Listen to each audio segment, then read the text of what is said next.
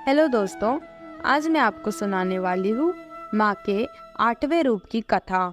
माँ महागौरी ने देवी पार्वती रूप में भगवान शिव को पति रूप में प्राप्त करने के लिए कठोर तपस्या की थी।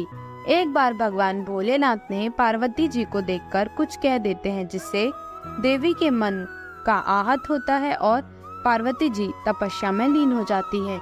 इस प्रकार वर्षों तक कठोर तपस्या करने पर जब पार्वती नहीं आती तो पार्वती को खोजते हुए भगवान शिव उनके पास पहुंचते हैं।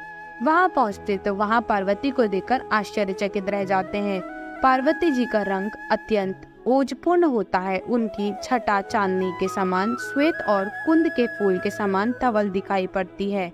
उनके वस्त्र और आभूषण से प्रसन्न होकर देवी उमा को गौरवर्ण का वरदान देते हैं। एक कथा अनुसार भगवान शिव को पति रूप में पाने के लिए देवी ने कठोर तपस्या की थी, जिससे इनका शरीर काला पड़ जाता है। देवी की तपस्या से प्रसन्न होकर भगवान इन्हें स्वीकार करते हैं और शिव जी इनके शरीर को गंगा जल से धोते हैं। तब देवी विद्युत के समान अत्यंत कांतिमान गौरवर्ण की हो जाती है तथा तभी से इनका नाम गौरी पड़ा। महागौरी रूप में देवी करुणामयी, स्नेहमयी, शांत और मृदुल दिखती है।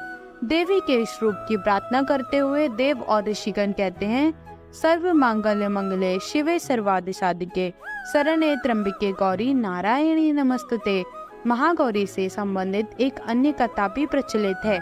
अनुसार एक सिंह काफी भूखा था। वह भोजन की तलाश में वहां पहुंचा जहां देवी उमा तपस्या कर रही होती हैं। देवी को देखकर सिंह की भूख बढ़ गई, परंतु वह देवी की तपस्या से उठने का इंतजार करते हुए वहीं बैठ गया। इस इंतजार में वह काफी कमजोर हो गया। देवी जब तप से उठी तो सिंह की दशा देखकर उन्हें उस पर बहुत दया आई और माँ ने अपने सवारी बना लेती है, क्योंकि एक प्रकार से उसने भी तपस्या की थी। इसीलिए देवी गौरी का वाहन बैल और सिंह दोनों ही है। एक अन्य कथा के अनुसार दुर्गम दानव के अत्याचारों से संतप्त जब देवता भगवती संगभरी की शरण में आए, तब माता ने त्रिलोकी को मुक्त करने वाले महागौरी रूप का प्रादुर्भाव किया। यही माता महागौरी आसन लगाकर शिवलिंग पर्वत के शिखर पर विराजमान हुई और शंखभरी देवी के नाम से उक्त पर्वत पर उनका मंदिर बना हुआ है। यह वही स्थान है जहाँ देवी शंखभरी ने महागौरी का रूप धारण किया था।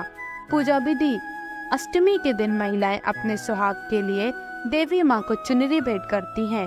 देवी गौरी की पूजा का विधान भी पूर्ववत है, अर्थात जिस प्रकार सप्तमी तिथि तक अपने माँ की पूजा की है, उसी प्रकार अष्टमी के दिन भी प्रत्येक दिन की तरह देवी की पंचोपचार सहित पूजा करें।